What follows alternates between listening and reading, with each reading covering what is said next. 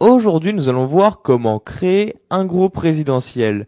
Ceci va vous permettre donc de partager de façon très rapide et très simple les éléments que vous souhaitez donc par rapport à un autre ordinateur. Donc, vous pourrez donc partager les documents que vous souhaitez, donc que ce soit les images, vidéos, etc.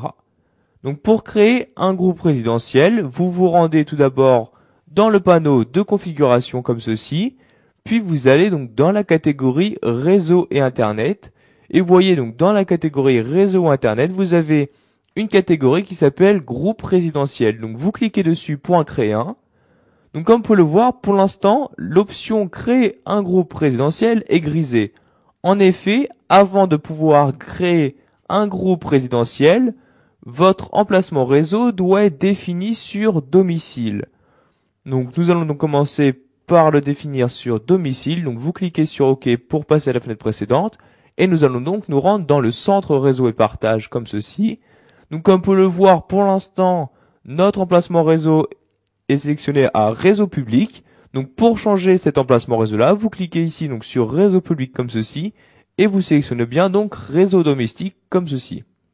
Donc, dès que vous sélectionnez réseau domestique et que votre ordinateur détecte donc d'autres ordinateurs sur le même réseau, vous allez avoir donc la fenêtre de création de groupe résidentiel qui va automatiquement s'ouvrir. Donc dans cette première fenêtre, vous allez choisir les éléments que vous souhaitez partager. Donc voyez, vous pouvez partager si vous souhaitez votre bibliothèque d'images, de musique, de vidéos et de documents, mais aussi les diverses imprimantes donc, que vous possédez. Donc pour les faire partager, donc vous cochez, pour ne pas les partager, vous les décochez. Donc par exemple, nous allons décocher imprimante comme ceci et nous allons partager notre bibliothèque de documents comme ceci. Donc vous voyez, je coche les éléments que je souhaite partager, puis je clique ici sur suivant. Donc maintenant le partage va s'effectuer. Donc tout d'abord la création du groupe résidentiel. Donc vous voyez maintenant le groupe résidentiel est fini.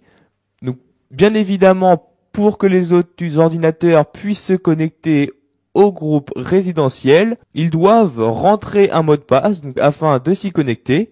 Donc il s'agit de ce mot de passe là par défaut. Donc dès que vous créez un nouveau groupe résidentiel, le mot de passe va changer. Donc veuillez bien annoter ce mot de passe là, puis vous cliquez ici sur terminer. Donc maintenant le groupe résidentiel est terminé. Donc nous allons retourner dans réseau internet, puis dans groupe résidentiel. Donc vous voyez ici les divers éléments donc du groupe résidentiel. Donc comme vous pouvez le voir ici s'affichent les éléments que vous partagez. Vous avez bien évidemment la possibilité de modifier le mot de passe de ce groupe résidentiel. Donc en effet, comme vous avez pu le voir, le mot de passe actuel n'est pas facile à retenir. Donc pour modifier le mot de passe, vous cliquez ici sur modifier le mot de passe, puis sur modifier le mot de passe. Et vous allez rentrer donc dans cette partie-là le mot de passe que vous souhaitez utiliser. Donc par exemple, nous allons rentrer comme mot de passe vos déclics, puis je clique sur suivant comme ceci. Donc le mot de passe est en train de se modifier.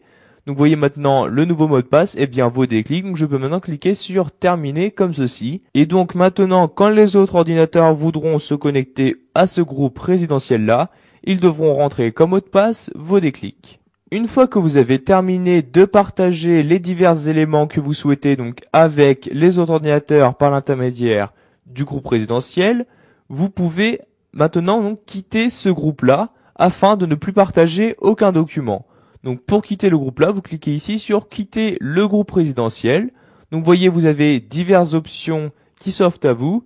Donc soit vous quittez le mode résidentiel, soit vous ne quittez pas ce mode-là et vous ne modifiez rien.